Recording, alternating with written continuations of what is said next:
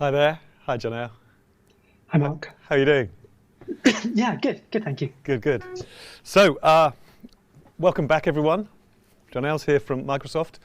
This next session has two parts. Three parts. First of all, we're going to hear about Soundscape and some updates from Janelle and just a demonstration of the amazing power of Soundscape as a tool. Then we're going to have a session around 5:30 with a panel, an international panel, talking about accessible social smart cities. And then at 6:15 we've got a short session about a recent winner of the Tech for Good BT Young Pioneer Award, who's created an incredible stir and a really lovely story about the work that we've been doing with her. So, but first, you, Janelle, are going to be showing us about Soundscape. And we had this discussion. I'm just going to tell people that Teams is in mono. And so I think what we're going to do is share some links afterwards so we can enjoy the magic of the 3D sounds. But I just thought I'd mention that at the start to people because I know that's a key part of what Soundscape is capable of, is the 3D binaural sound. So I think it'll be interesting to see how some of the videos that we've got actually play out. But talking to the tech team, they're confident that we might be able to get some of the content streamed through in stereo. In which case, as I start the presentation, one of the key sort of call outs is if you are listening and you've got access to a headset, then please do try it on with the headset, and hopefully some of that stereo or the binaural aspects that we've got embedded into the videos will also play through. Cool. And also, just to back up, the belts and braces, the links will be in there for us to go off and enjoy afterwards anyway. I'm going to go and get my headset. I'm going to enjoy it, and I'll speak to you at the end. Thank you. Perfect. Thank you.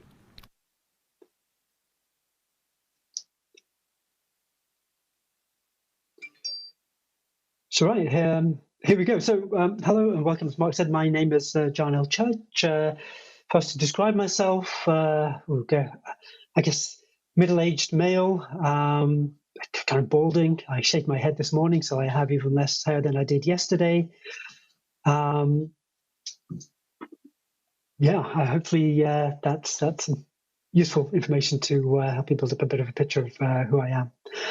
So Soundscape was actually a project that we started here in the UK a good few years ago, and is initially originated out of a partnership with the Guide Dogs organization, who were particularly interested in looking at how technology could improve or provide greater mobility and independence for people who are blind, low vision. And what I hope to do in the presentation over the next 20 minutes or so is to demonstrate Soundscape and how, through the audio augmented reality experience that we create through its sort of innovative 3D spatial audio, ultimately helps make the spaces and places that we live in and inhabit and go through more accessible, more interesting to everyone. And as I go through this presentation, then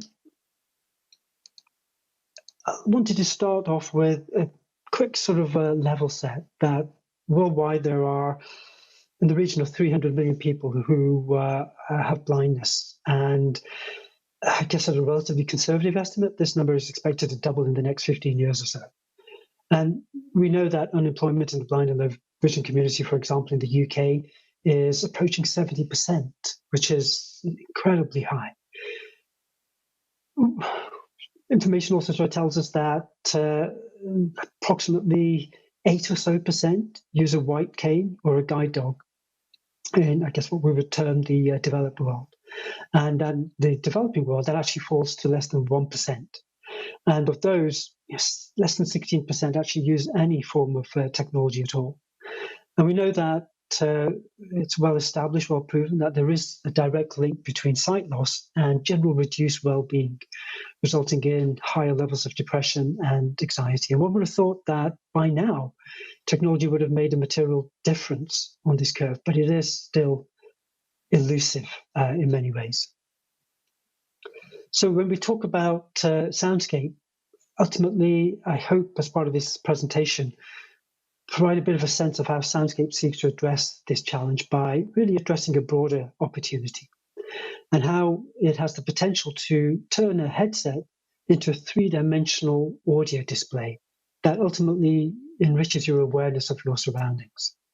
And in doing so, not only helps those who are blind or have low vision attain that greater sense of independence, but ultimately how it can benefit people of all abilities through this technology that enhances awareness in tasks that require our attention in particular ways. And so, for example, when you're out and about with your child on a walk, when you're traveling on a bus, so normal, common, everyday life activities where ultimately we seek Soundscape and the technology that we're using to seamlessly blend into your experience. It's not the main character. It's not taking center stage, but you as the person are able to do that which is important and matters to you.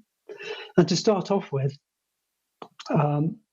this is a pretty sort of dense slide, but it talks about how accessibility is a responsibility, and this is certainly something within Microsoft that we take very, very seriously indeed.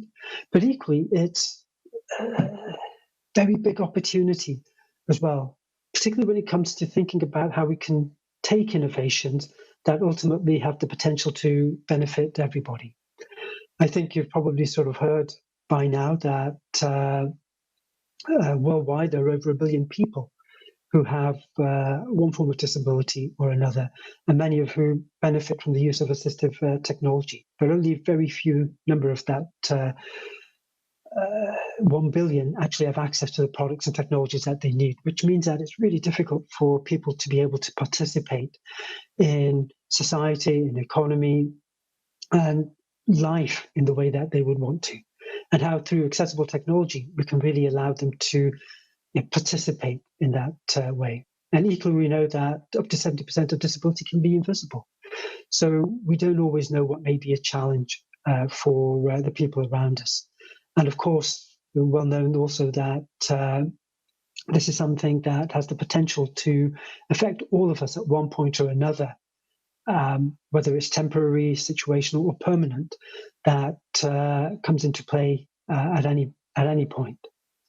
So from a Soundscape point of view, the origins of the work actually lay in a quest that was posed to us when we started working with guide dogs by the CEO. And it really came down to how can we use technology to empower people to be more independent, to be more mobile, but in a way that has the potential to be useful and beneficial to everybody.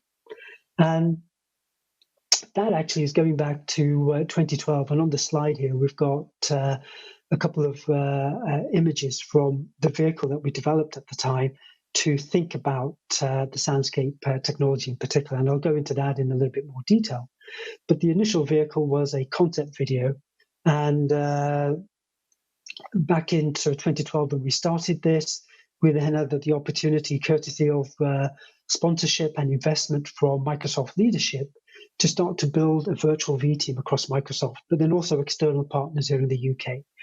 The likes of Tesco, Network Rail, Barclays Bank, First Great Western, a whole host of organizations that we collaborated with very closely, including the Smart Cities Catapult, to really think about the range of different environments in which people need to move freely and independently. And at one point within Microsoft, I think we had about 150 collaborators working with us that ultimately helped us take what was initially an idea or concept to today, what is Soundscape. So what is Soundscape?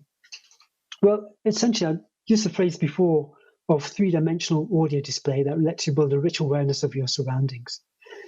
By literally letting you hear what's around you, by having those call-outs come from where they actually are in relation to you. And this technology relies on the fact that as human beings, we have two ears, each of which receives auditory information slightly differently because of the distance between our ears. And it's this capability that allows us to localize where a particular sound is coming from. And we do this naturally, innately. It's something that we just pick up literally from birth. So, for example, with Soundscape, when I'm out and about, when I hear a call out, about a bus stop and it's over there to the right, I know that's where it is in relation to me. If I hear library over here to the left and slightly ahead, I know that's where it is. And if I then turn, it's me, the person who's mobile and who's turned in the world. Those objects or those places of interest have stayed where they are. And now, when I receive those call outs, the bus stop may actually be ahead of me, and the library or the other point of interest may be behind me. And that's where I'll hear them now. And it's this ability that we have to be able to associate where things are in relation to me that naturally and effortlessly allows me to build up that mental picture of the space that I'm in.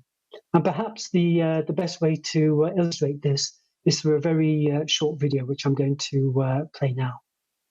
Hello and welcome. We are going to demonstrate how I use Soundscape. I have my friend Emily here with me. Hi there. And my guide dog Trevor. You're going to hear and experience Soundscape in the same way that I do through these headsets.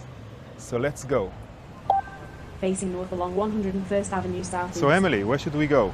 I heard there's a place called Local Burger nearby. Would you like to try it? Let's do it. I'll set a beacon to it. Now I can hear the beacon over in front of us and to our right. That's where the Local Burger is. Excellent. That beacon's really helpful as I can't see past these trees. Fantastic. So let's go there. All right. Instead of step-by-step instructions, Soundscape lets me hear where the destination is so I can make my way there. Main Street. We're coming up to an intersection here. Goes right. Crossing. Here's the crossing. Listen to the traffic. Are we safe to cross? All right, and it's safe to cross. Franz Do it. chocolates. Hey, here's Franz chocolate over there. Oh, perfect. We should set a marker there on our way back. Now I can hear the beacon loud and clear on my right, so we'll turn right. Facing north along And Main here Street. it comes right in front of us, so we know we're walking straight towards it. Forum Plaza. On Main Street and straight Faster towards the later in the beacon. day. We're going to start hearing it coming on our left as we get close to the Local Burger. Joseph Jewelry. Gilbert's on Main. And Beacon close by. I can see the door. here we are. Fantastic. Emily, thank you. Thank you. And thank you for listening. Brilliant, thank you. So that was Amos and Emily in the team. Amos being my sort of co-partner in all of this from the very beginning. And when we sort of think about how Soundscape works, we've on this slide got this very top-level diagram that helps you understand there's actually quite a lot going on. So essentially, Soundscape as an app on the iPhone uses the GPS and sensors on the phone to determine your location and the direction that you're facing. And it pulls the information from the map. So when we describe Soundscape as a map delivered in 3D audio, that map information comes from OpenStreetMap, which is a crowdsourced repository, and also Bing Maps as well. And through this information, we're able to generate, I guess, what we call a 3D audio stage, and that's presented to the user through a stereo headset. And it changes in real time based on the user's movement and the direction of gaze. And this headset becomes really a key component to having this experience. And Soundscape actually works really well with any reasonably good stereo headset. For the blind and low vision community in particular, I think headsets that are non-including, that don't cover your ears and block the ambient environmental sound, are obviously very important. But a range of different sort of form factors and devices out there generally work pretty well. And of course, some headsets that allow the tracking of head movement to take place creates a much more dynamic and much more fluid experience, which then allows us to more dynamically create the sound stage based on where you're actually facing and where your head is turning. So when we talk about how and why we came upon using Soundscape in this particular way, on this slide there's a series of photos from research visits that we carried out a good few years ago, which meant it underlines the importance of getting out into the real world with real people and seeking to understand, right at the very point of the experience, exactly what's going on. And through this process, identifying these gaps, these possibilities, and the opportunities. And it was during one such research visit that we came across a fountain in a courtyard, actually in the Temple Inn area of London. And on reflection afterwards, Amos and I were thinking about how the fountain enabled us to get a sense of where we were in relation to it, even though we couldn't see it all the time. But because of the sound of the fountain sometimes being ahead of us or to the side or behind us, we always kind of knew where we were in relation to it. And this essentially is how we came upon the idea of using sound to build up this mental picture of the space that you're in. And of course, like any design-centric methodology, we then went through this sort of process of workshops and storyboarding multiple times to really hone in on those key parts of the experience. And we produced this concept video. And on this slide here, I've got a number of different pictures from that concept video where it's entitled A Family Day Out. And we show Bill, who's the central character, blind, organizing a family day out, but in a range of different environments, from a picnic in the park to doing some shopping, making the way around a busy train station, etc. One of the other artifacts that we also produced was a script, and this was really important because it enabled us to think about what's really important, both in terms of the characters that we were creating, but also how we wanted to represent the technology and in particular the experience the technology helped to create. And that was a pretty new and interesting exercise for us to do.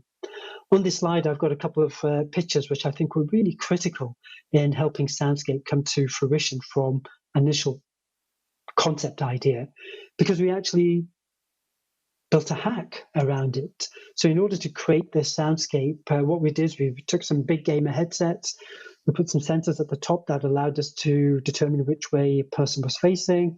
Those sensors were then attached to a small PCB, which was inside a Cadbury's biscuit tin, which was then tethered to another person holding a laptop. And through this, far from scalable, very Heath Robinson hack, we were able to actually create a virtual soundscape.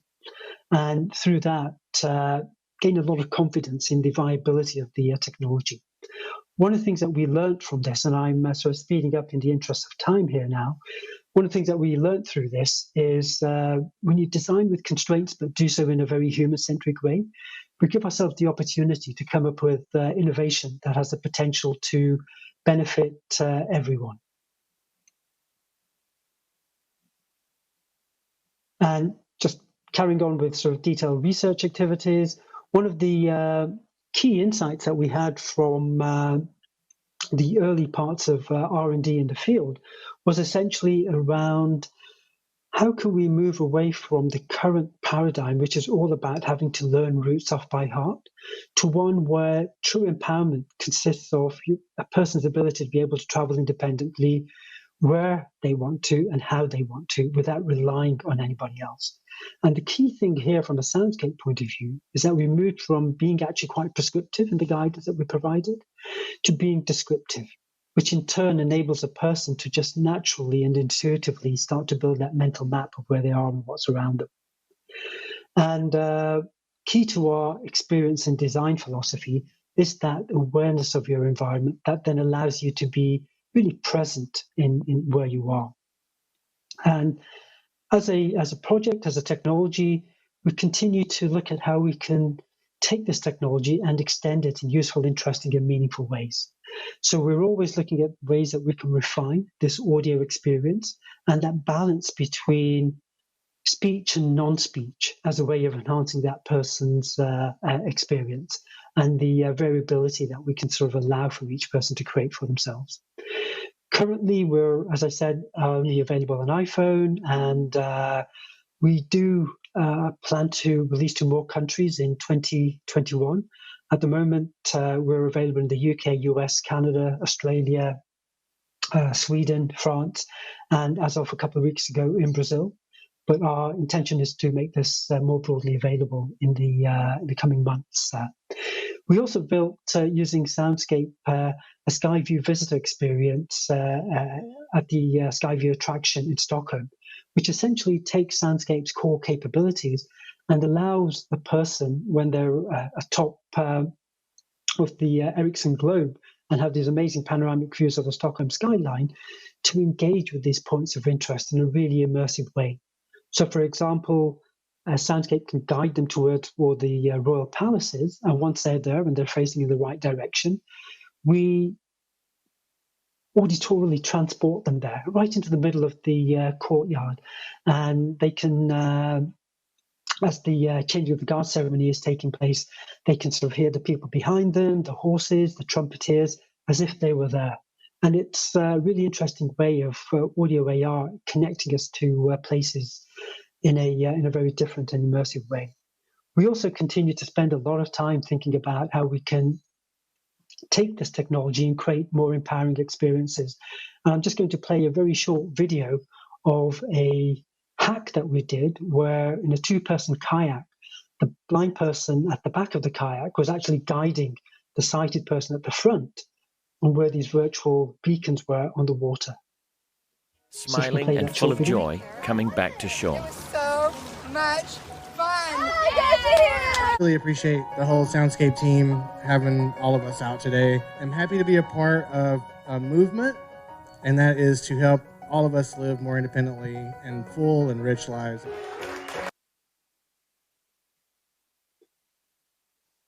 Oops. Finally, I'm just going to talk about a feature that we released in the latest release of Soundscape called Soundscape Street Preview, which is no more than a couple of weeks old at the moment. And this allows you to virtually explore your neighborhood or any part of the world, really, from the comfort of your own home. And this was something that really came to the fore as a result of the pandemic and the restrictions that it imposed on, on everybody. And in particular, how it impacted the blind and low vision community and the ability of people to go out, but also to work with orientation and mobility instructors. But ultimately, we see this as an experience that has enormous potential for everybody because it allows you to virtually explore, as I'm hopefully this video will be able to demonstrate to you, any place in the world. Explore and get a sense of any area in the world with Soundscape Street Preview.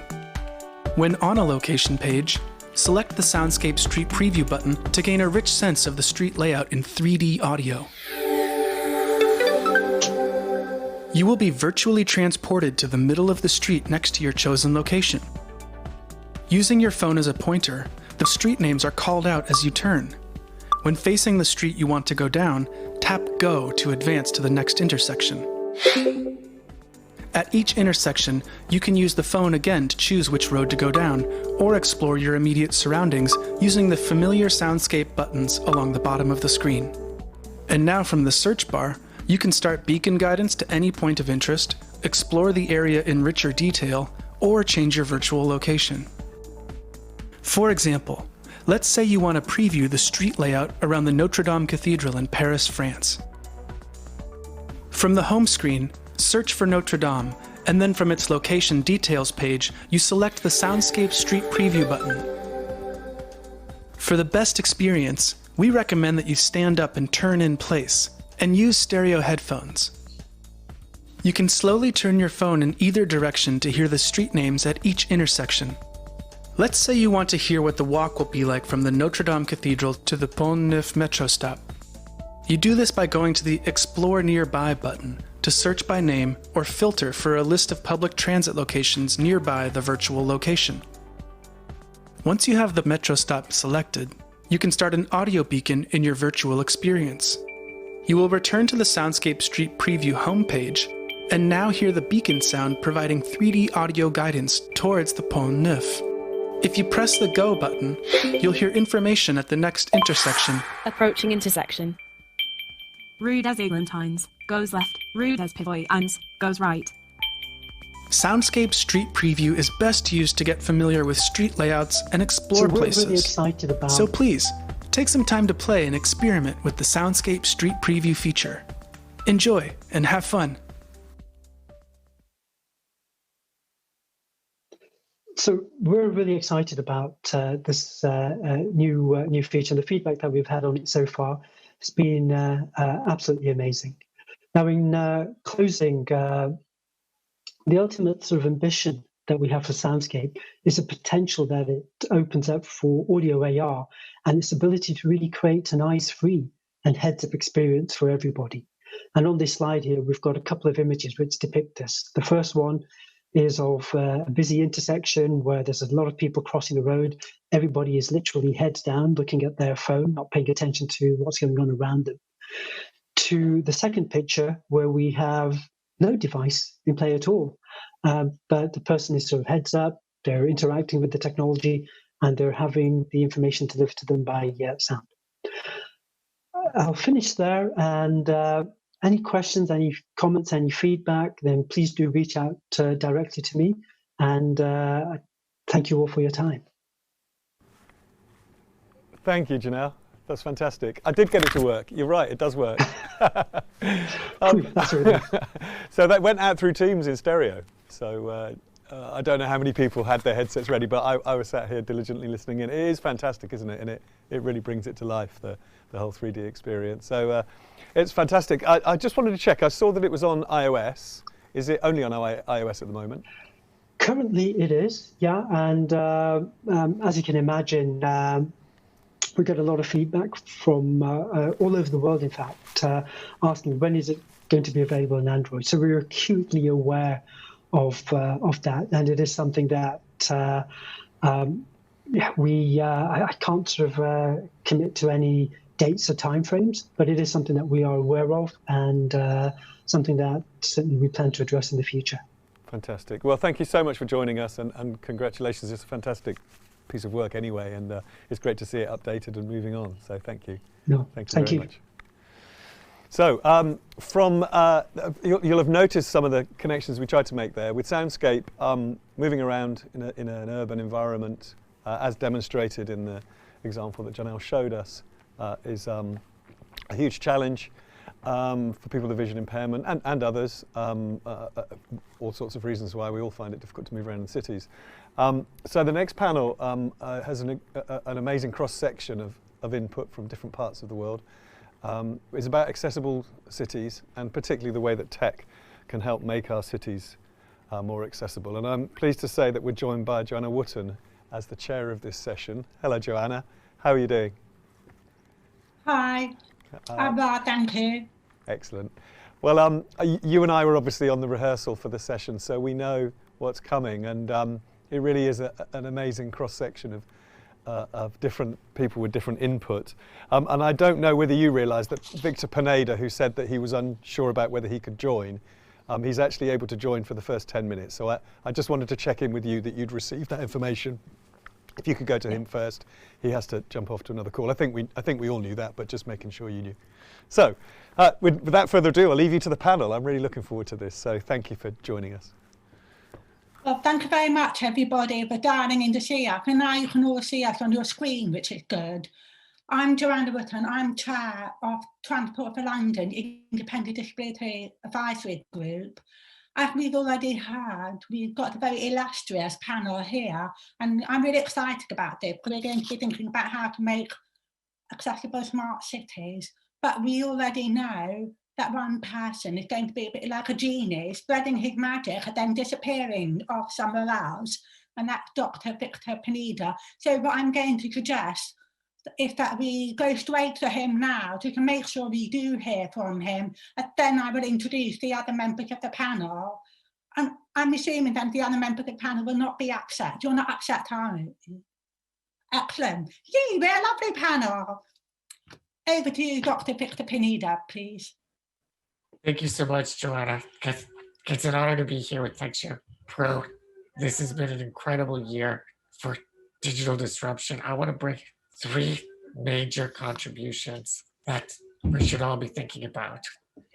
As TechShare Pro has already said, and a lot of the other speakers have noted, that COVID pandemic has accelerated the adoption of technology, but the pandemic fits within a broader trends that have all been sped up around the world, and mostly those are trends around urbanization, trends around the ways that we think about municipal financing, the way that we think about transportation, the way that we think about real estate, and a lot of the ways that we think about the built environment. My background, Joanna, as you know, is I'm an urban planner. I serve the US Federal Access Board. I helped develop the UN Convention on the Rights of Persons with Disabilities. And currently, I serve on 2 global councils of the World Economic Forum, both of which have to deal with issues of smart cities, technology deployment, and just this future of urbanization. But the main idea right now that we need to contend with is people are moving into urban areas every week. That means that we have a tremendous amount of building, a tremendous amount of planning, a tremendous amount of design. A lot of that building and design will, for the first time, have digital infrastructure built in. I think the second important topic to remember is that if we're looking at the longer term push of urbanization, is that by 2050, the world will look very different. We'll have been dealing with climate change and disruptions in a variety of perspectives, but from the perspective specifically of cities, 60 to 70% of the infrastructure that we will need by 2050 has not been built yet. So 60 to 70% of the infrastructure that we need has not been built yet. So we're in essence more than doubling the number of roads and buses and schools and hospitals and homes. Technology is going to play a role in that. The question is, will persons with disabilities be invited to the table to shape those conversations, to shape the digital dimensions of those conversations? I'm really excited that 2 of my closest collaborators and distributors are going to continue on this panel, and that is James Thurston and Commissioner Khaleesi, both of which have been leading efforts to incorporate smart city technology and to shape the way that smart city technology affects our perspectives. So I think, in closing, we have made global commitments, as I mentioned, the UN Convention on the Rights of Persons with Disabilities, adopted by over 180 countries, should guide these conversations around technology, around cities and municipal services. The UN Sustainable Development Goals, which again we helped negotiate and push forward targets, specifically as SDG 11 on inclusive public spaces and infrastructure, has targets on accessibility. And then ultimately the urban agenda, which happens, these discussions happen once every 20 years. We have 15 references to persons with disabilities. So really, you can't have a future that doesn't build accessibility, and you can't have cities that leave people behind. As James likes to remind us, and even Victor Khaleesi, you can't have a smart city if it's not accessible. And Commissioner Khaleesi also says, building accessibility should be a race to the top. Everybody should want to become the world's most accessible city. So with that, I want to just congratulate the organizers of TechShare Pro for bringing the urban agenda and the urban discussion to the conversation. This is the urban century. The decisions that we make now will have long-term consequences. And I wish you the best of luck. Thank you so much for having me. Thank you very much for that really excellent overview. I think it's, as you say, we're moving into an urban century, and it is really critical that disabled people are at the table shaping the agenda, making sure that the digital infrastructure is built in, so that is an inclusive urban century as well, and sustainable too. And it's built by all of us, because the cities that have something to offer and something to benefit by all the people that live in it. Thank you so much. Thank you. I forgot to tell everybody earlier, in case you were wondering, that I'm white, middle-aged, with black glasses, which I hope make me look intelligent, pink jacket and a white top. Okay, that's really good.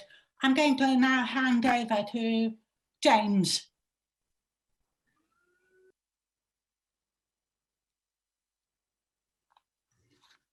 Thank you so much.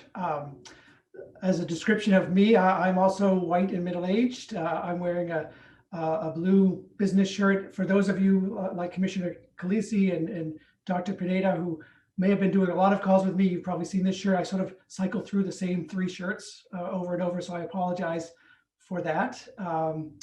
I'm thrilled to be here and really talking about a topic that's near and dear to my organization's heart, the Global Initiative for Inclusive ICTs. And thank you, Dr. Pineda, for setting that up so well. World Enabled and Dr. Pineda have been really close allies and partners of ours as we've been doing work on smart cities. And the work that we do, we're an international nonprofit organization set up with support of the United Nations about 14 years ago. And we've got a pretty substantial initiative around inclusive smart cities. We focus on the digital inclusion of people with disabilities. And I think, as Victor was saying, you know, we're really missing an enormous opportunity with this new century and this enormous in-migration to cities. We're missing an opportunity to be not just smarter, but also more inclusive. And so about 4 years ago, we launched an initiative called Smart Cities for All with partners like Microsoft, actually, World Enabled.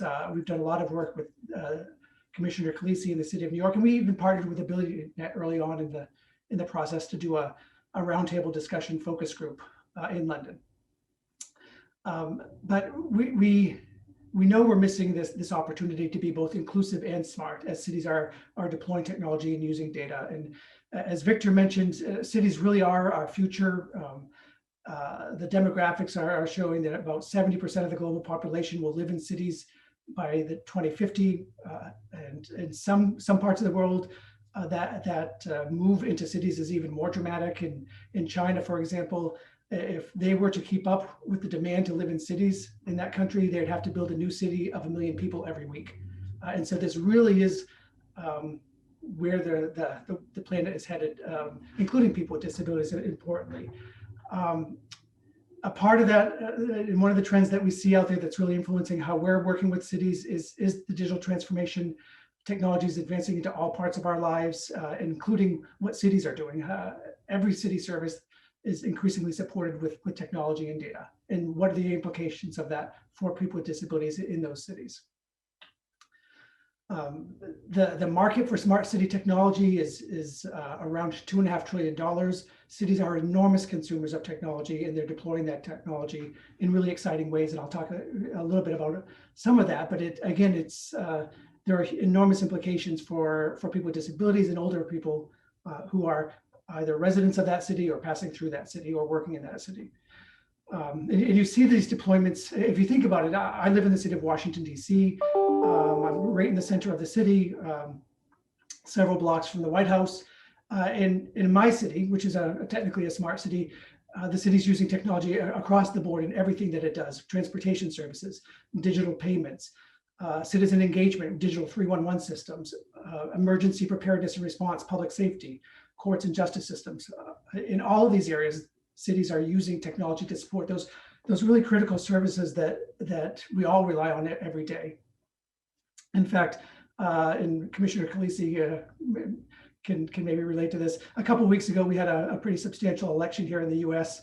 While we can't vote electronically yet, at least not in Washington, D.C., I was able to track my ballot of the city sending it to me, when it arrived, when the post office picked it up to take it back, when it arrived at the Bureau of Elections, and when it was actually counted. And I could do that all electronically. And I was checking that every 20 minutes, I think, just to make sure that my vote got in.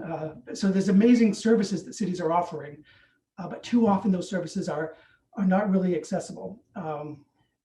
Another example of a great smart city solution, I think here in my city, in Washington, is when the pandemic started here, the City of Washington created a digital dashboard for COVID.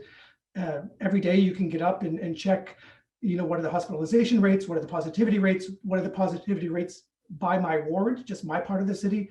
Again, all really important, critical information at a time like this, but that website, that dashboard is completely inaccessible.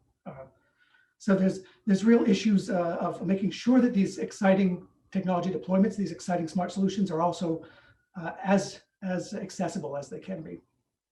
We know that today, as part of our work over the last 4.5 years with cities, that today smart cities are actually making the digital divide worse, not better, as they're deploying technology, as they're using data. And that's something that collectively I think we all want to work on. And there are some real defining characteristics, I would say, of what is a strong, inclusive smart city. And we've created a set of tools, and one of them is an evaluation tool of how we look at cities across 27 different variables that define how they can be both smarter and at the same time more inclusive, and really inclusive being a part of being smarter. So we're looking at things and working with cities on things like their strategic intent. Do they have a digital inclusion strategy? Are people with disabilities a specific part of that strategy? Is there a business case for accessibility in the city that goes beyond just legal compliance and risk avoidance? It really sees being an accessible, inclusive city as a competitive advantage. What's the role of leadership and budget, obviously, in the city in supporting a commitment to accessibility? We think a city's culture plays an enormous determining role in how good it is at being both inclusive and smart. So does it have a culture of innovation that supports inclusion? I think just a bit ago, you may have been seeing about Soundscape, which is a great example of innovative approaches to make sure cities are more inclusive in addressing long-standing barriers to inclusion. I know in New York, they've done some great work with data and LiDAR technology to understand the accessibility of intersections across the city. So that's a part of, we think, what defines an accessible, inclusive, smart city. A part of the characteristics of an inclusive smart city are its governance and process system. So how is it organized? Is there a commissioner of people with disabilities? Is there someone on point to make sure that technology deployments and developments are accessible? A named manager, or even better, a unit if it's a larger city. Does the city make sure it's only buying accessible technology? What does it do when it's buying technology and the vendor is not delivering accessible technology? Do they have processes in place for things like that? And is the city even doing an assessment of on a regular basis of how accessible its technology deployments are?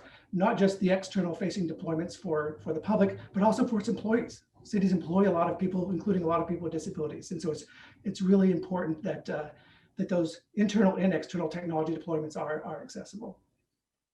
So I think with that, Joan, I'll sort of leave it at that and just say that we know what makes an inclusive smart city. We know the factors that contribute to that. And now it's just sort of collectively pushing cities to be better at it. Thank you, James. I think it's about making it a reality, moving it from being hypothetical to being real. And thank you for highlighting how that can happen. Since you mentioned that you work with Commissioner Kelly quite often, it seemed quite natural, I think, for me to pass over to Victor to see if he would like to build on what you've already said. Can you turn on the microphone? Thank you, Joanna. Of wisdom were lost, Victor. Thank you, Joanna. I appreciate it. Thank you, Tech Pro 2020, for inviting me here today. And thank you, Hector Minto, one of my colleagues and friends, for thinking about me to participate in this. I am a white male in black shirt and vest, and wearing glasses and graying hair. And our job in New York City is to make New York City the most accessible city in the world. And I ask everybody to hop on board, come and race us. We love competing, and we love the race to the top, because that's what is important, getting to make sure that our cities are accessible for all. And smart city technology is something that we've been pushing for some time. We've been doing a lot for things that are actually on our streetscape, things that are behind the scene with websites and social media. We've really taken it to heart, especially now during COVID. And we immediately made sure that all of our communications were accessible for people with disability, with sign language interpretation and captioning, making sure that websites were accessible. There are a lot of different information that was going out during COVID. There were forms that were out there for food delivery. There was forms for protective equipment. We had to ensure that all of that was accessible for people with disabilities. Along with that, there were tons of maps that James mentioned earlier that were being put out. And we had to ensure that those maps and those zones of where COVID was rising the most was accessible for people with disabilities. So we worked closely with our Department of Health and Mental Hygiene to ensure that happened. And we wanted to make sure that we communicated this with all of our constituents. We held weekly calls, Zoom calls like this, and Microsoft Team calls. And we wanted to ensure that the platforms were accessible. So we put a virtual guideline together. So for all agencies that were putting meetings together like this, knew how to incorporate the accessible features that people needed and are required. So along with that, we knew that online learning was going to be important. So we worked with our Department of Education to ensure that the platforms were accessible, to ensure that all of our kids with disabilities in our Department of Education, over 200,000 of them, by the way, had access to free iPads and free Wi-Fi, because we know there was a digital divide with that. These are the things that we moved during COVID to ensure that accessibility was at the forefront, and what the city was doing was fully and inclusive of people with disabilities, because we didn't want to leave anyone behind. And as far as smart city technology goes, I mentioned that we do things on our streetscape. We have something called Link NYC that's fully accessible for people with disabilities. And we did that through our procurement process to make sure things were accessible. We've had thousands of trips on our accessible taxis, and we're actually getting data for this on a constant basis, because there's a data deficit when it comes to delivering things to people with disabilities, because we don't capture it. We're capturing some of the data that's coming through all this. And we're working to ensure with agencies across the city that they are doing everything that they have to for accessibility, and private organizations as well. So public-private partnerships of what we've been building on for smart city technology. I know we'll get into things a little bit more, so I'll stop there, and thank you.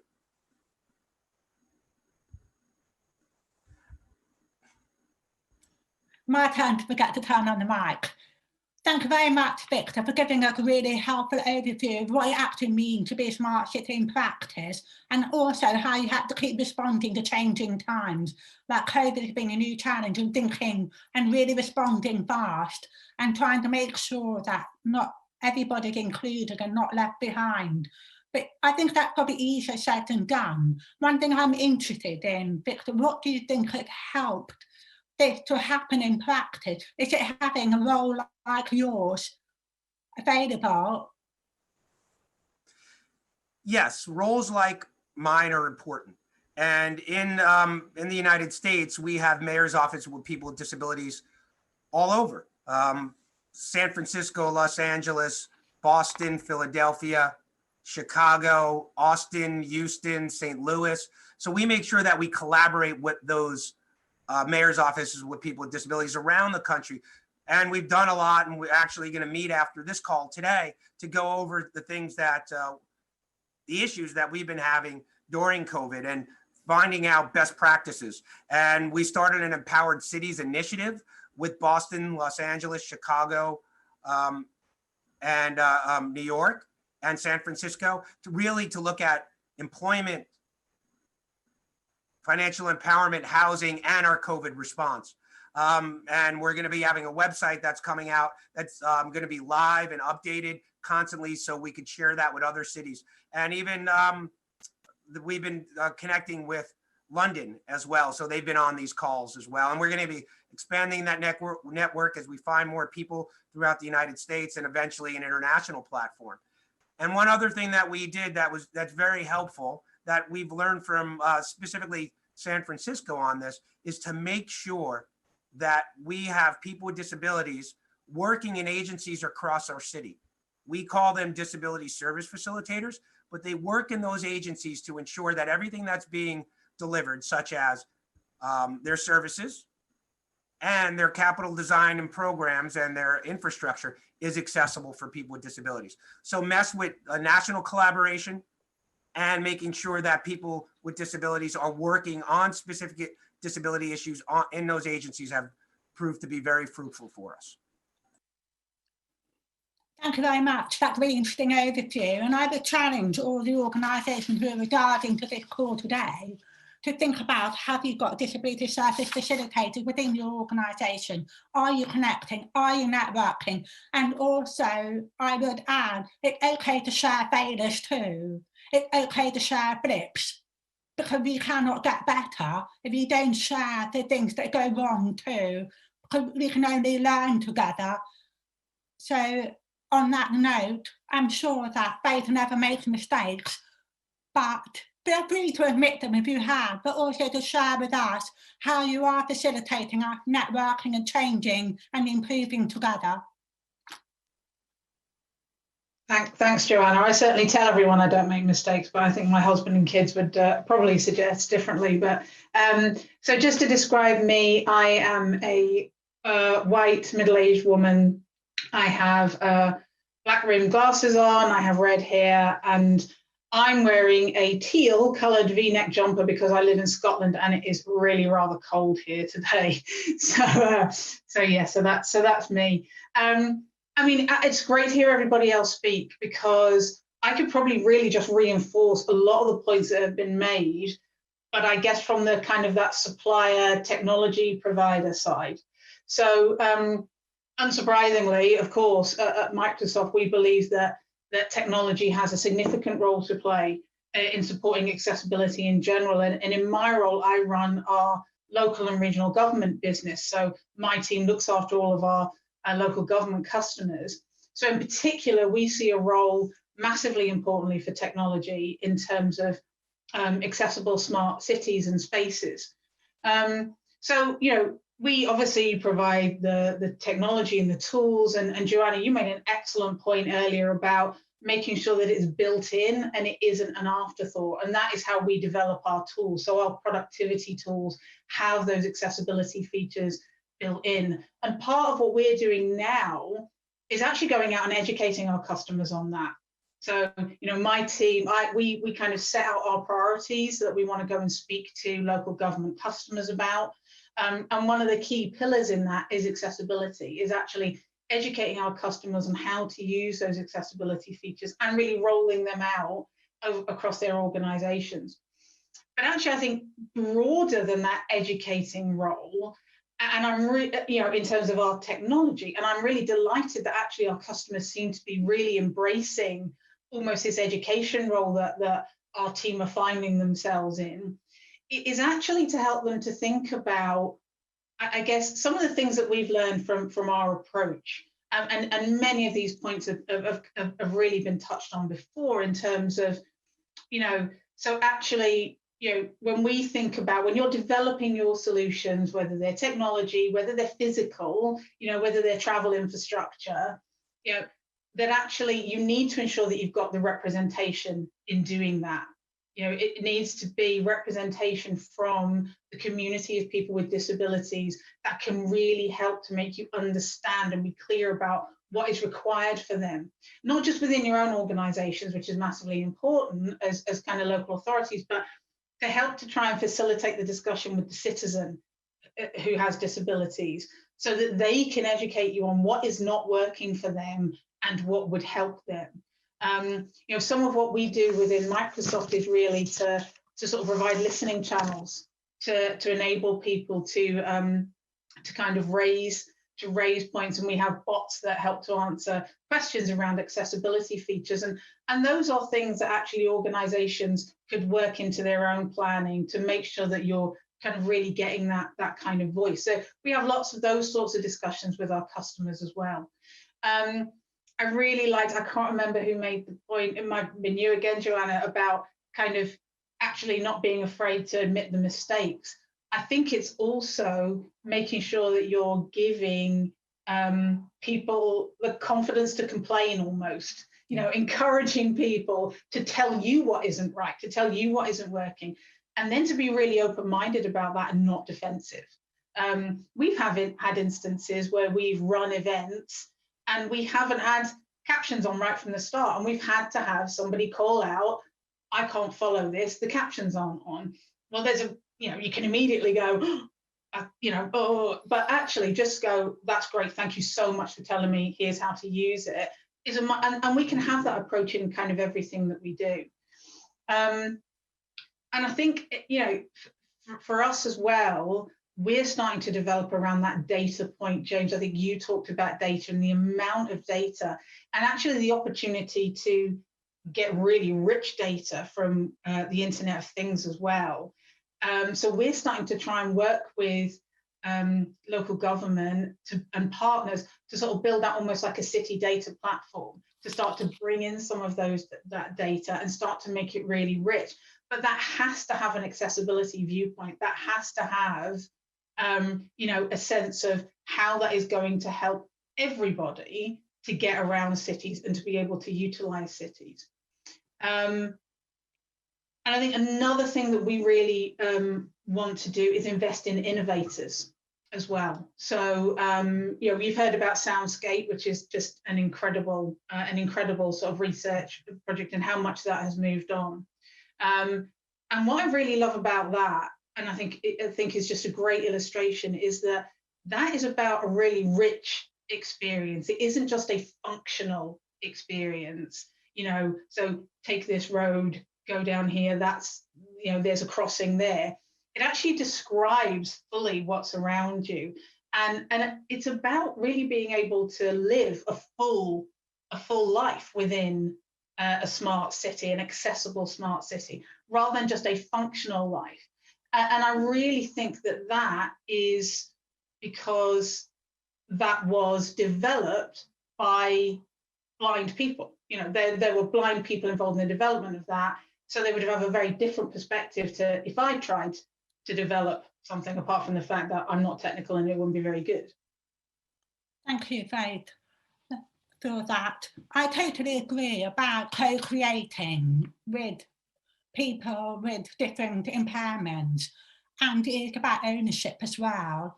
I think I talked earlier about mistakes, but there are different types of mistakes out there. There are the mistakes that come because people haven't bothered to collaborate or include people. Those mistakes I'm not as keen on, okay? Being clear about that. But I think you can co-create together and say, let's pilot this, but being open about it. You may not be sure it will work, but you're co-creating together. You're agreeing the risk together, and you're encouraging feedback throughout, and also acting on feedback speedily and quickly. I think it's really important. Victor, did you want to say something? Yeah, I want to add to that. Yes, it's very important to engage with the community in the things that you're putting out there, and we found success in that. I'm going to give success in one area that I talk about, and lots of people have heard me talk about before, but some may not have. We were going through reinventing our actual payphone where you pick up, but that doesn't work anymore. So we came up with reinventing the payphone, which came out to this kiosk that we put on the street called Link NYC.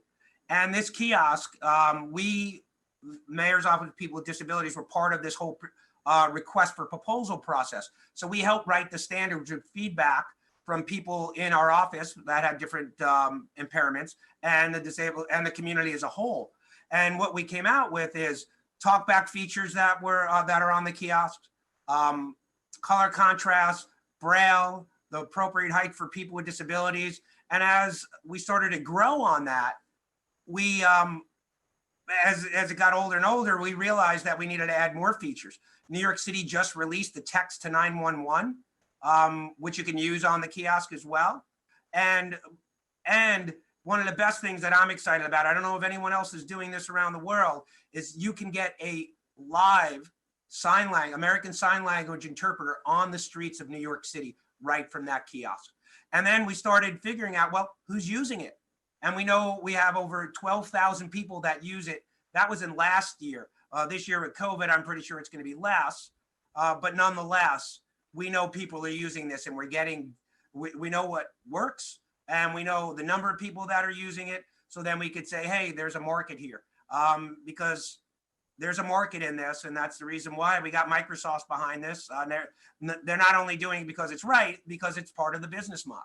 And those things are important to think about, and as we move smart cities forward. Thank you, Victor. That's a really nice example of a success story. So talking about London briefly, I think I have a role with Transport for London, and I think it's quite a good example of them embedding working with disabled people, because there are 10 of us on our independent disability advisory group. We're paid to do this. We're not expected to volunteer. But they also have an engagement group. I know we're all talking about technology, but it's not just about technology. And I think it's important to remember that it has a role, but also you have behind the scenes technology sometimes too. So for example, for people, we have something called Turn Up and Go. So people can just turn up at any underground station or whatever and get assistance. They don't have to book it in advance. So what TfL did was invest in the staff app, because they had better data, so they could track people and know when they were going to arrive at the station and so on. But that's an example of behind the scenes technology that facilitates an in-person service. Also, talking about technology again, is that TfL has an open source data approach. So it shares its data, so any developers can use it, which is great. It had an accessibility forum a couple of years ago trying to encourage app developers to use the data related to accessibility, but it wasn't really getting sufficient traction. So TfL have ended up developing its own app, TfL Go, which gives detailed information that people need. We've all heard the expression, information is power. It gives disabled people that information so they can go, they know if they can interchange, whether they can change, whether there's steps, no steps. Also, it will, toilets, I mean, toilets are really important. I think both transport and toilet facilitate travel. And also the things like gaps, how big is the gap between different places, between the platform and the train. Some people need that information, other people need to know the quiet route, etc. The app is an ongoing development. I should say it's only currently available on Apple, and Android version will be coming out, and it's being built to work with dynamic type, voiceover and landscape mode, and you've got the pinch and so on. One thing I like about it, it automatically shows you step-free routes. When you do journey plan, you don't have to hunt for it. It's included, it's mainstreamed. Victor, you wanted to say something? So I believe, I love what you said about tracking the person so they know when they show up, they're able to get the services they need. I think that's wonderful. I think I want to talk a little bit more offline about what that is, because I think that'll be helpful for our Long Island Railroad system. And we've been experimented recently, the MTA, Metropolitan Transportation Authority here in New York, on a bus navigation called NaviLens. And we've been working on the 23rd corridor. It allows people with visual disabilities to use NaviLens when they get into a certain area and find out exactly where that bus stop is. So we're testing this out now. NaviLens is, I believe, is out of Spain. So we're trying all different technologies to drive that onto our streets. Because they do enable independence and for people to enjoy where they're living. We've got a question. So I'm really glad that there's somebody listening to us. We have at least one audience member. Okay, has COVID and the prevalence of home working influenced the existing modes for the popularity of cities over more suburban or rural areas? I'm happy to make up an answer, but I'm also happy to defer to my esteemed panel members. James, you're looking cheerful. Do you want to say something? I don't know that I have an exact answer to that, sort of the in and out migrations due to COVID, and maybe Victor does. But one thing that I do want to say that we know is happening is that the digital transformation of cities enough society, but certainly have cities that was already happening, is just going, we're hearing from our partners around the world, is just going to be accelerating because of COVID.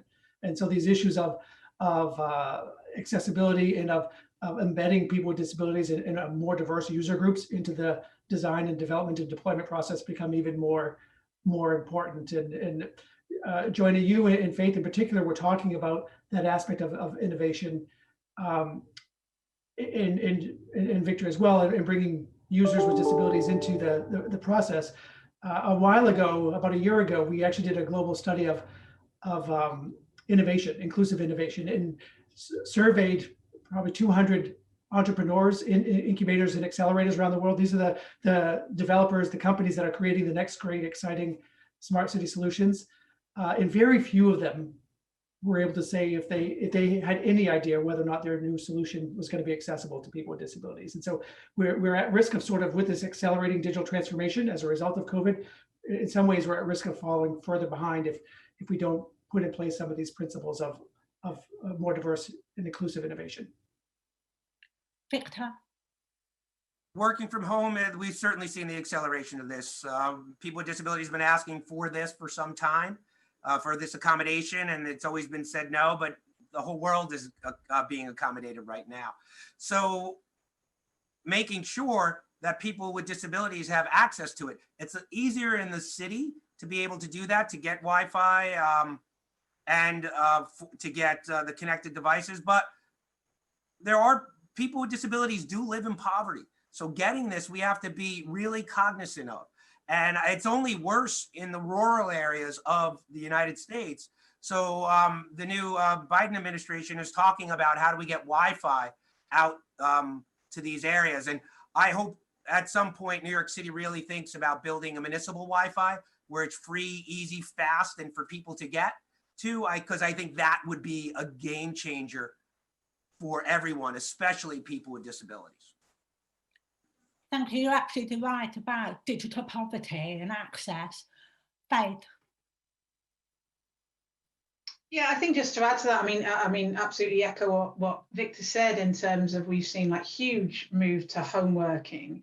And I don't know from the conversations that I'm having with customers, I don't know that anyone sees that we'll ever go back to it being quite the way it was before. I think we will have much more hybrid working. I don't see a wholesale, move out of cities into the rural areas. I mean, that was mooted, I think, when we thought we might be in this constant in and out of lockdown, because it was arguably a bit nicer to be in lockdown in the countryside where you could get out and about easier than it was potentially in a flat in a city. But I think even if we end up in more hybrid working environments, we shouldn't forget that there's a massive importance in terms of being in cities and being in towns to leisure activities, and I think this comes back to not thinking about smart cities as being functional, but thinking about it as being to actually live in for all of the aspects of life, not just so that we can enable people to kind of get back and forth to work. And I think there will always be a need for that, because I'm sure we're all desperate to try and get back together again physically at some point and enjoy some of these things. And I think that will always be required. And I wanted to just do one quick shout, because you spoke about technology, it's sort of smart travel. We have an AI for accessibility program that is about offering grants to help innovators to develop these things. And the next one, which is coming up, is specifically around smart accessible travel. So we'll provide those details, but we'd love to get more people applying with great ideas around that. Thank you very much. I'm sure people will be very keen to hear about that. Can I ask people for their final thought? Because we've got to wrap up soon and finish on time. James. Sure. No, I just want to echo Faith's pointing to that new AI for accessibility challenge. Actually, the city of New York and G3ICT and 4 other cities worked on defining what those issues are for the challenge. So I would echo encouraging you all to go take a look at that challenge and perhaps proposing some ideas for it. As a final thought, I think we're really encouraged with the interest. The kinds of conversations we're having with cities and governments around the world today are dramatically different than they were even a few years ago.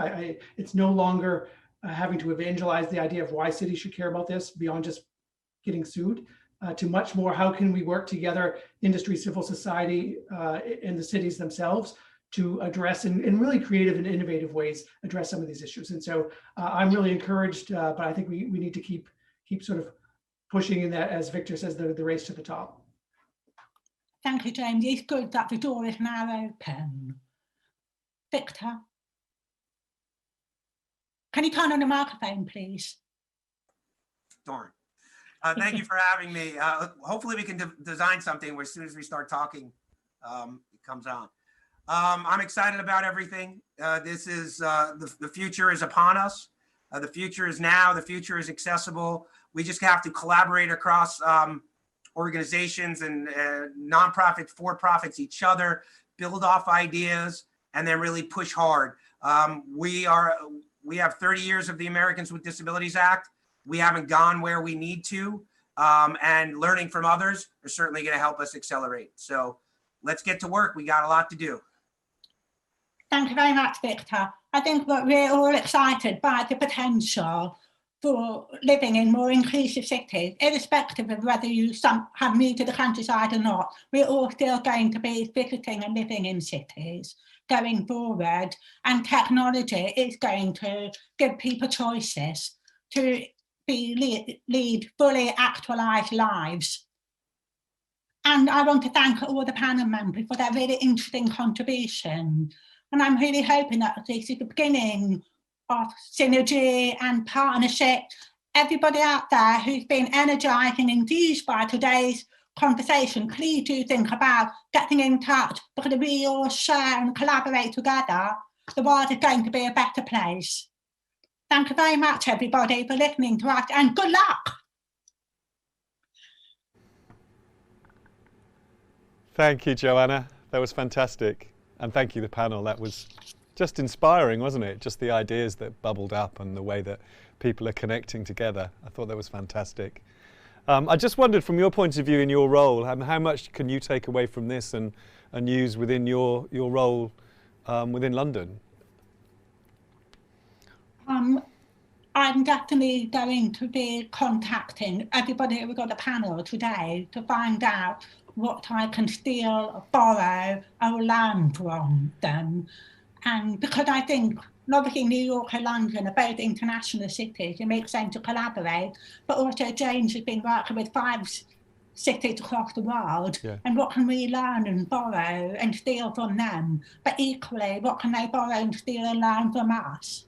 Yeah. So I think it's about, I think that's the valuable thing about events like this, is that you get synergy, don't you?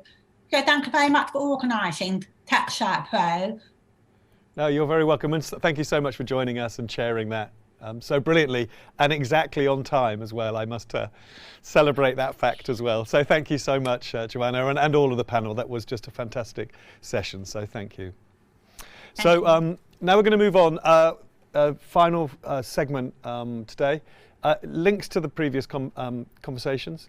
We're going to meet Mahika, who invented a stick for blind and visually impaired people as part of a competition for the Tech for Good Awards BT Young Pioneer Award. Not in 2020, actually, in 2019. She won the award last year, and we're going to find out more about where her idea went next. But first, something briefly just about Tech for Good Awards. This is something run by AbilityNet. It's a 10th year this year in 2020. We have an accessibility award, we have a load of other awards, and we work with BT, who sponsored the award since the beginning, on a Young Pioneer Award to try and find young people who are using tech to make the world a better place. Mahika is a very inspiring winner, and you're going to find out a lot about what she's done, but she's also had some support from some of BT's partners, and you're going to learn more about the journey she's been on. So we recorded this interview the other day, so I hope you enjoy it. Right, so hi Mahika, hello Ian, hello Christine, John. Mahika, tell me a bit about yourself. You were the winner of the BT Young Pioneer Award in 2019. How old were you when you entered the award? I was 8. And what was your big idea that you won with? I My idea was a smart stick that would help blind people do things by themselves, like walk. Cool. And what inspired you with that idea? My mum was helping a blind lady cross a road, but then my mum didn't see a step, so then the blind lady tripped over, and I thought, what could I do to help? Wow, right. So just an everyday occurrence that you thought might be helpful. Yeah. Great. So let me come to you, Ian. This is the BT Young Pioneer Award. It's part of the Tech for Good Awards, which we've been working with you on now for 10 years. This is the 10th year we've just finished. Can you tell me a bit about why BT is involved in the Tech for Good Awards? Yeah, and yeah, as I say, it's something we've been working with yourselves at AbilityNet for a long time now, and basically what we aim to do with the Young Pioneer category within the Tech for Good Awards is to try and uncover great tech ideas that children have developed based on how they want to solve issues that they care about. So we see examples of how they want to overcome issues, for example, around loneliness caused by COVID, or solving things like around the damaging effects of climate change. And as part of the award, when we have a winner, and in Mahika's case, brilliant idea that the judges all really, truly loved. We aim to support them in developing their idea to help it take it to the next level. And that's also why we ended up working with John and Christine on the call as well as part of this project. And so as part of the process of the Young Pioneer Award, I think one of the things that you and I have talked about is you didn't really know what help you were going to offer. So how's it turned out? I mean, that is probably following your nose is probably the polite way of saying it. Well, it's a really good question.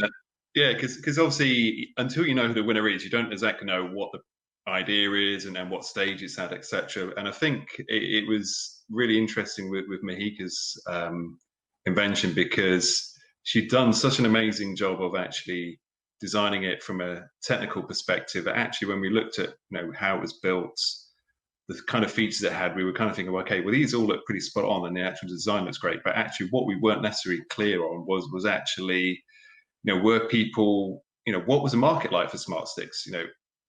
What features do people really want? How much would they pay? Actually, where would they buy? So actually, rather than it being a kind of a technical problem, it was more that we had some, let's say, marketing questions that we needed to answer before having to help Mahika develop it any further. And so you delved into the rest of the BT and found the right people. Presumably that's something that BT does a lot, product development and marketing. Yeah, so definitely we looked at, I think kind of what was interesting there is BT itself doesn't necessarily make devices such as canes or smart canes. So that's essentially why I thought, well, okay, who are the best people to know how to support this activity and who would know what's happening in this market would obviously ideally be someone like the RNIB. So we have a good connection with John and the team there at the RNIB. So it was just a case of pick up the phone, ask a few questions and see what happens from there.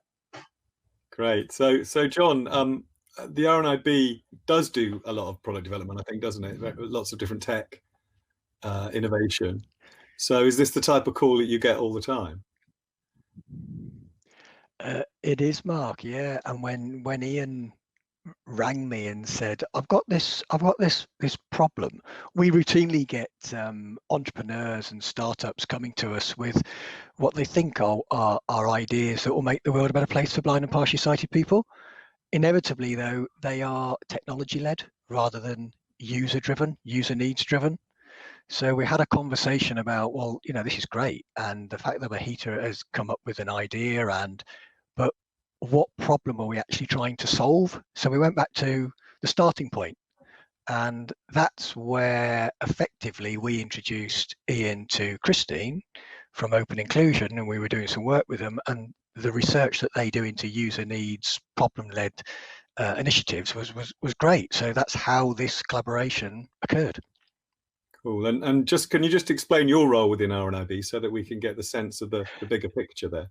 Yeah, absolutely. So I've got a title of Strategic Innovation Implementation Manager, which is a mouthful, but effectively it means I get to play with new technology, building blocks, and then the implementation part is actually to try and realize some of that, to actually put it in the hands of blind and partially sighted people.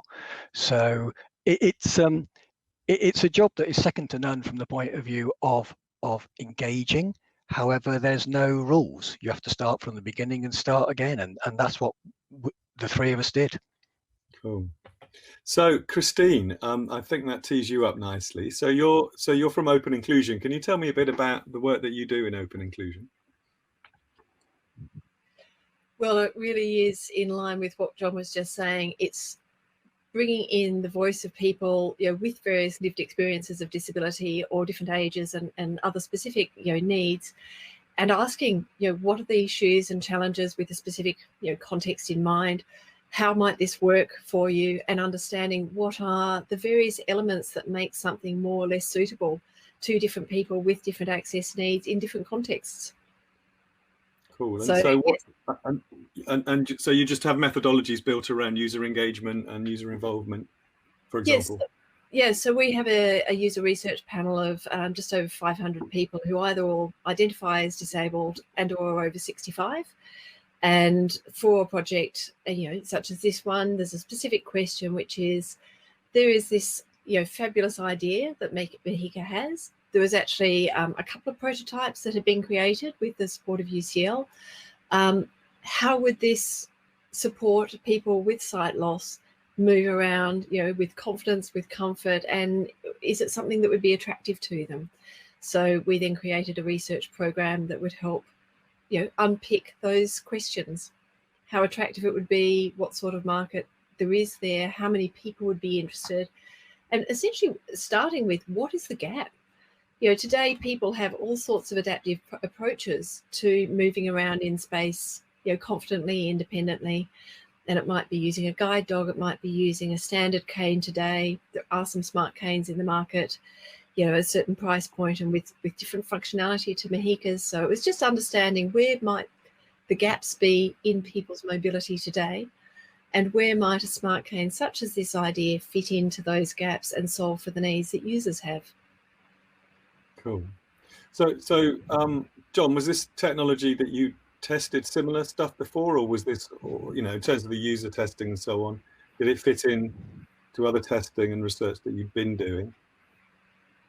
It did. I mean, this landscape with Smart Cane is evolving. There are a number of products on the market of various complexities, and they use similar sorts of technologies. And again, Mark, as technologies evolve, we have to evolve with it. But again, the user needs part tends to stay the same. The trick here is to marry the user needs up with a tech as a tool in the form that's usable. And that was the bit that was missing, I suppose, and how we then potentially could commercialize this to put it in the hands of people that need it. Cool.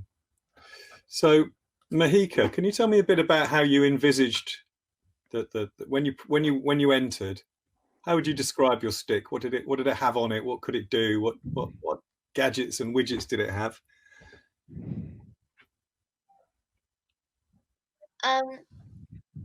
In my prototype that UCL made, there was only one ultrasonic sensor that had the buzzing that would tell you if there's an obstacle.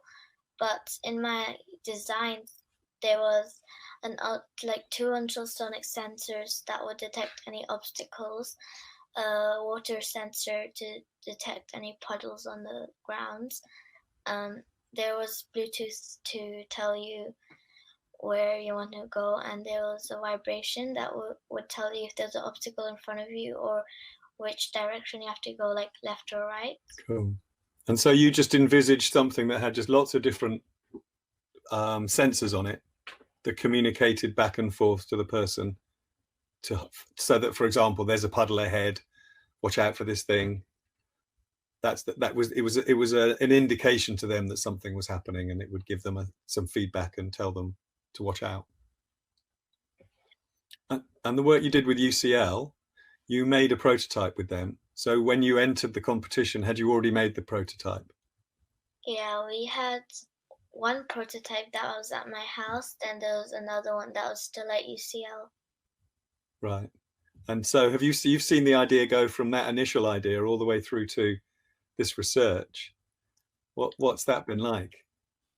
It's been really good, and I'm quite proud and surprised that my idea has gone so far. Fantastic. Well, can I just check with Christine and John then? What were your main findings when you started doing this research? Is there a gap? You mentioned a possible gap, Christine, and John, you said, this is something that people do have an ongoing interest in. How from the user point of view, how did the users respond to these sorts of devices? I'll start with this one, John, then please jump in. Actually, the research showed there really was a market for this. It was, it has been around as an idea for a while, but there isn't anything in market at the right price with the features that are really what are looked for at the moment by users.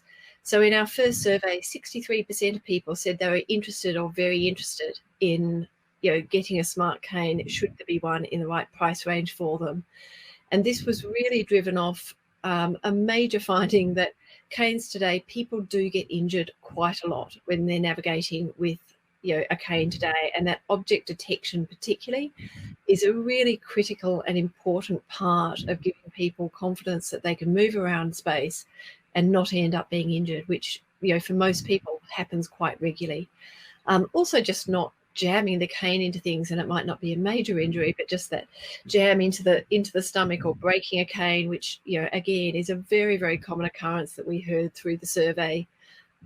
We originally did a survey with 75 people, and then in the usability testing, and Mihika told us that she had these 2 prototypes. Sadly, we got impacted by COVID, so one of those prototypes was not functional at the time, and the other one was locked up in a library and unable to be reached. So we actually had to create a new prototype, which we hacked up based on Mihika's design with a little bit more of the features that she had designed, because as she mentioned, she had designed quite a lot more features than had gone into that first prototype. Ours was very much a hack done by my children actually over the COVID lockdown, but we got it with some of the additional features that she had, and when tested with some in situ by a number of people with various degrees of sight loss that were all cane users in the UK, actually all 4 of them said they'd be interested in buying one if there was one commercially available. So it certainly did seem to find that sweet spot. And John, does that chime with the sort of your broader picture? As you say, this isn't the first time this idea has been suggested, but cane users in particular, I guess, clearly have a lot of day-to-day issues in terms of the actual practicalities of moving around and using a cane. It does, and also, as Christine said, in some respects, less is more. And again, any additional technology that we're thinking that might be useful, again, it has to work with the user's current workarounds and their familiarity of how they get about. So it was really interesting to understand from the research what functionality was actually important and what was nice to have, and obviously that has a direct impact on the cost of any device. Cool. So back to you, Ian.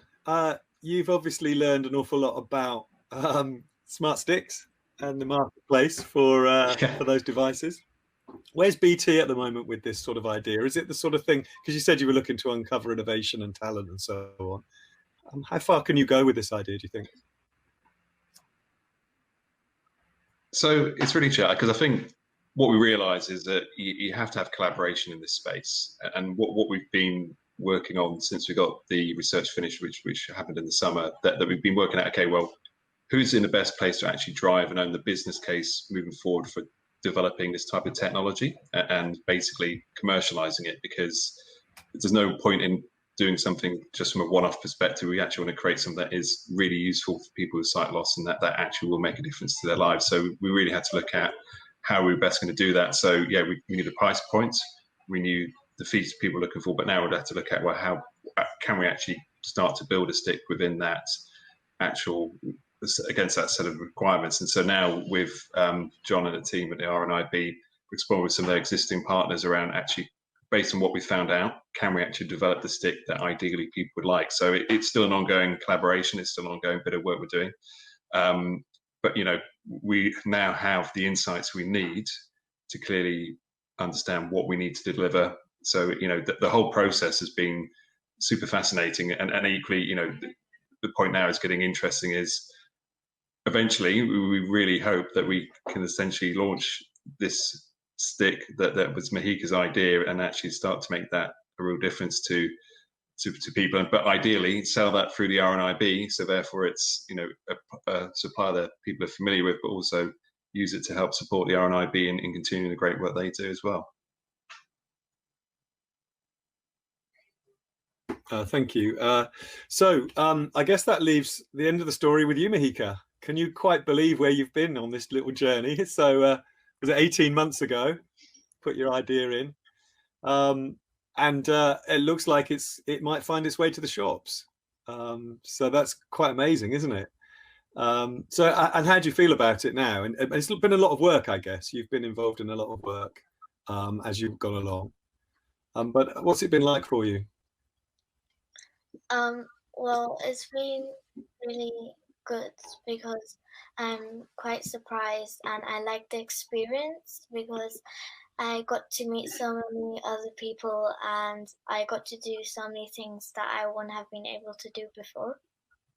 Great. And what have you learned about user-centered design? It was interesting to see the feedback about the smart stick and its different features. And I was quite surprised about how the people liked most of my features. Great. That's cool. And what's your big idea you're working on now? You must have at least one on the go, I reckon. What's the next thing in the Mahika invention pile? I'm still working on one. Oh, under wraps. Great. Well, thank you, everyone. And just to emphasise, I mean, the point about the Tech for Good Awards is to bring these stories to light and to shine a light on things that do good for the world using technology. But in the particular case of the Young Pioneer, I think it's really about working with young people. And I don't think, I mean, Ian, you know, when we set off on that year even, I don't think we necessarily thought an idea like this was going to take off. It's incredible to have seen it grow and grow. So thank you so much for the support of BT. Thank you, John, for all the input from the RNIB, and of course, Christine. All the research that's happened there from Open Inclusion has really just demonstrated how you can take that idea from the Tech for Good Awards and then really give it some oomph and get it out there. And let's hope we're going to see it in the market soon. And congratulations, Mahika. You've just done an amazing job there. And I can't wait to see the next thing once you let us know what it is. So thank you, everyone. Thank you so much for joining us. And we'll see you soon. Take care. Thank you. Bye. Bye.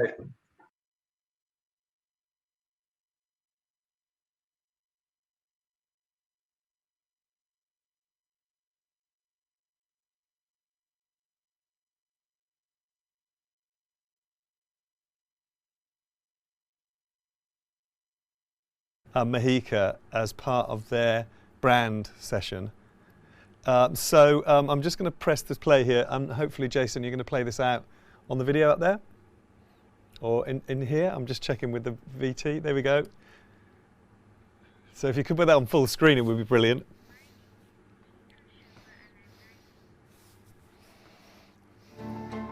I used to get bullied in school. So then I'd get upset and I thought like maybe I could help other people and they would be kinder to me. So I like helping people because it makes me feel happier as well. I came up with the smart stick when my mum was helping a blind lady cross the road. The blind lady nearly tripped over and I thought, what could I do to help?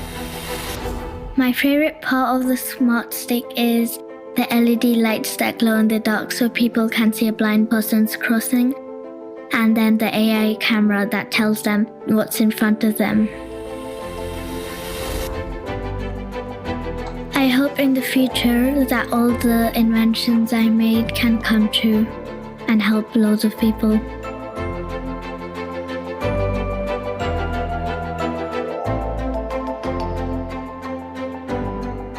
When I'm older, I would like to be an engineer or a scientist.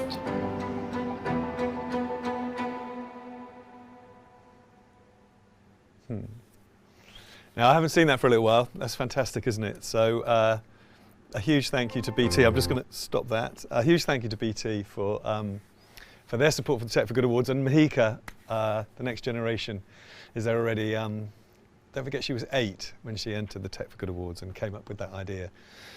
So yeah, fantastic. And the Young Pioneer Award, if you have a look on the Tech for Good Awards website, techforgoodawards.com, lots and lots of other examples of inspiring young people who've been involved. So that brings us to the end of the session today. What I'm going to do is I'm just going to jump over into our meeting. I'm going to see, I've got Hector. I'm hoping Addy is here as well. Sorry, Addy, are you there? You've got your video on, Addy. Yes, hello, can you hear me? I can. I can't see you though, so... I can't see you. No. I'll put my camera on. Well, that's because you haven't turned your camera on. That's my problem. So, are you going to turn it on? Hi, Helen. How are you? I'm great. How are you? I'm very good. You told me you'd been volunteering today. I have. What was that about? It's a charity called SmartWorks, and they help. They do 2 things. They get women. They help women get dressed for their interview. So there's a huge charity donation of business clothing.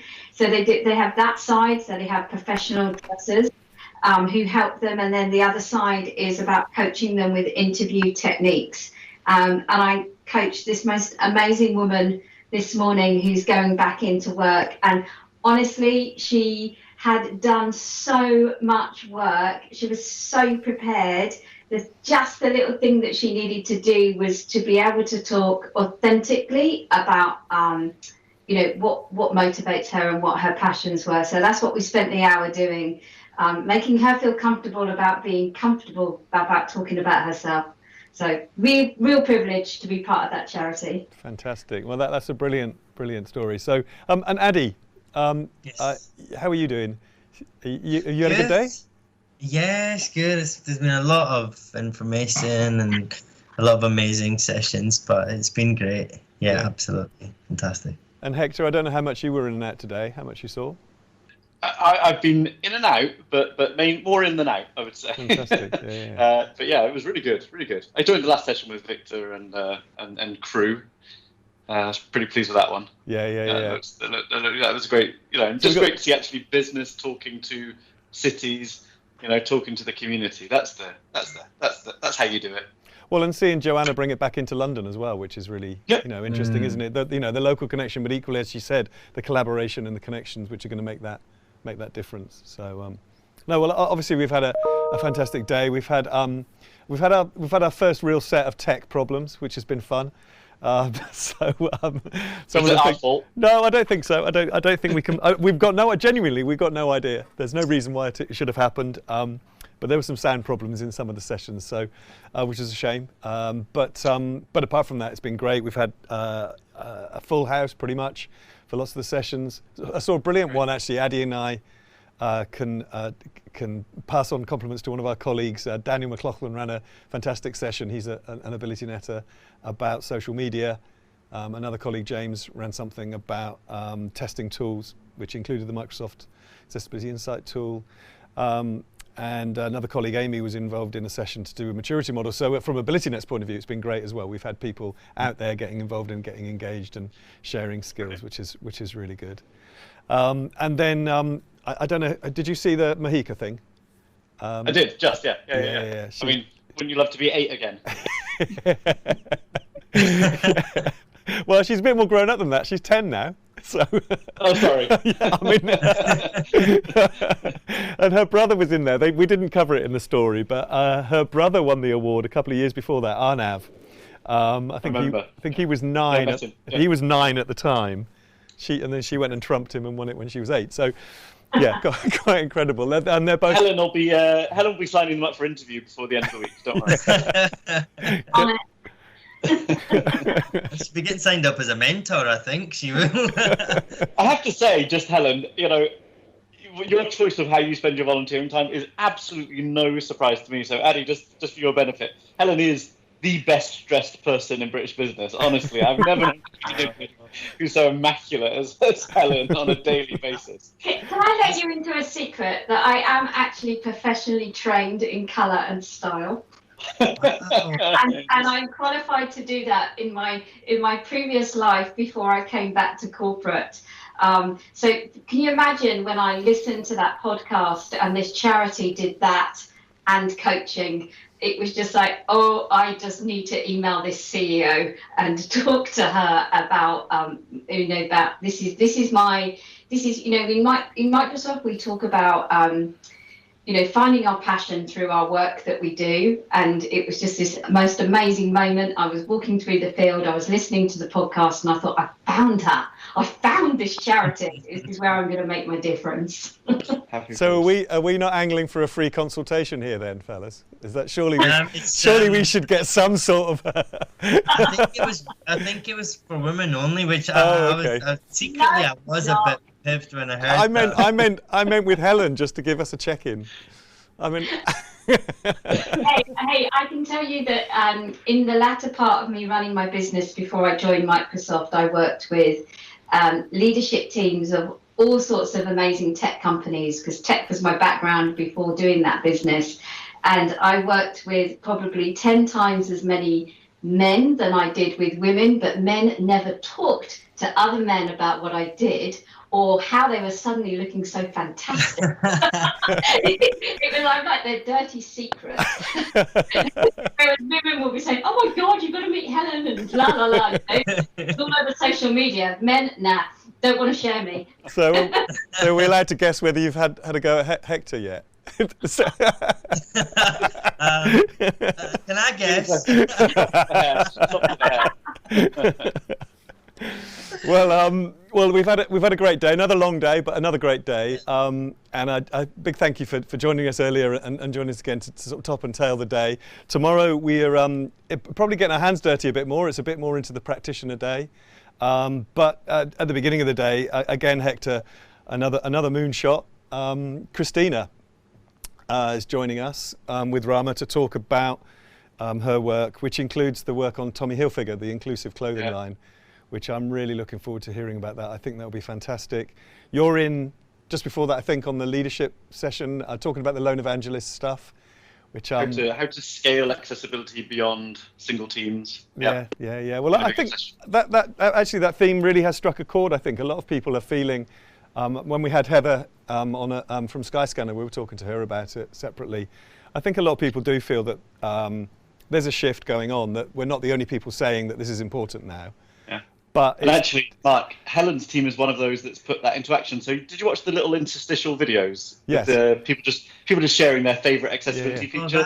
They were cool, those videos. Yeah. Super cool. But let me tell you, Helen's team really was the driving force behind that. Now, when you see those Microsofties, as we would call them, giving those just single videos about their favorite feature, you've got to remember they've gone on like a confidence journey, right? It's like, well, are we okay to talk about disability? Are we allowed to talk about disability? So because Helen's kind of been a great leader to kind of really say, yeah, we need to do this, needs to be core to what we do, that team then all rock up and say, can I do my demo? Can I do my video? And that is how we build fandom almost, right, for the topic, yeah? Trust me, this generation coming through want to do accessibility, right? Yeah. They want to do inclusion. But so I was really pleased when I saw their videos playing out. So when people watch them again tomorrow, because I'm sure we'll just fit them in again, a rerun. Just remember, a lot of those people didn't know about accessibility a year ago. That to me is what's so cool about it. Well, I love the format as well. I mean, it's that straight to camera, it's sort of authentic, consumable. Yes, and short and sweet as well.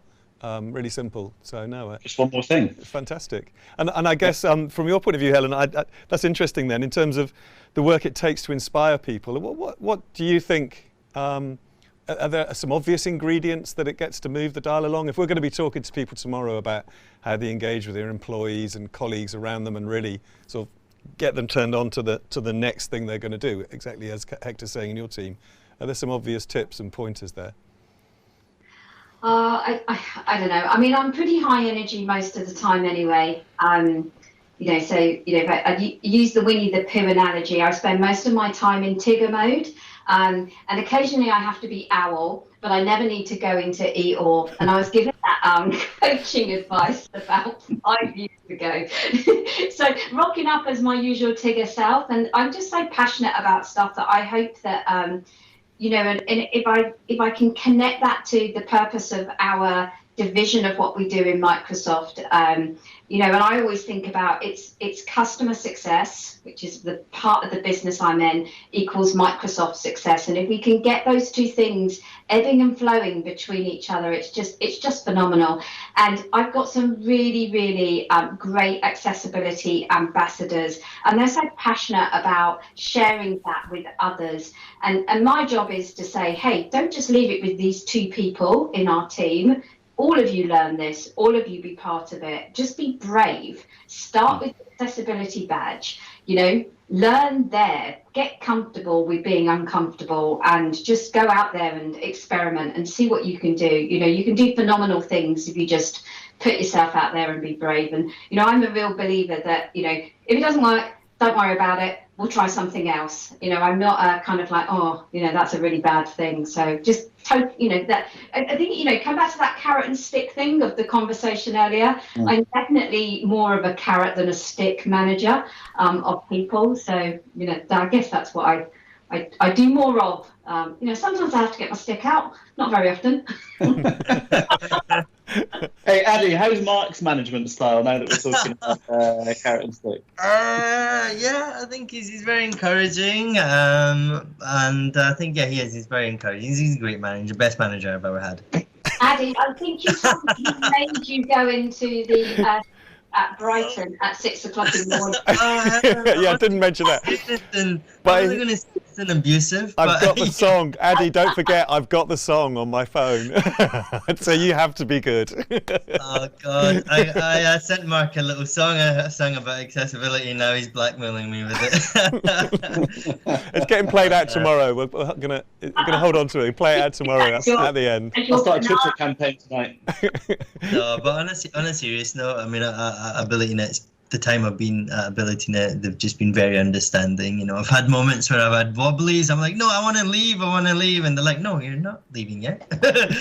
We stick by you, and I think it is important. You know, people go through, and especially now through COVID, we realize how vulnerable, you know, we can all be. You know, it doesn't matter if you're blind or deaf or whatever. We're all at the root. You know, we all have vulnerabilities, and I guess it's about supporting each other and having an environment and all the stuff you were saying, Helen. You know, that's very good to try, and if it doesn't work out, and you know, don't be hard on yourself. I wish you were like the little voice in my head.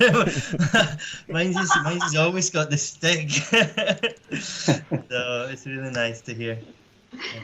Fantastic. Well, thanks again for joining us, Helen. It was lovely to meet you, and really great to get your input today. Hector, I will see you in the morning for the preview, and then obviously on the session later. And Addy, if you want to go and tune that guitar a bit, we'll have you leaning on a lamppost at 6:30 tomorrow. It's the only thing that's going to be in tune if I start singing. So.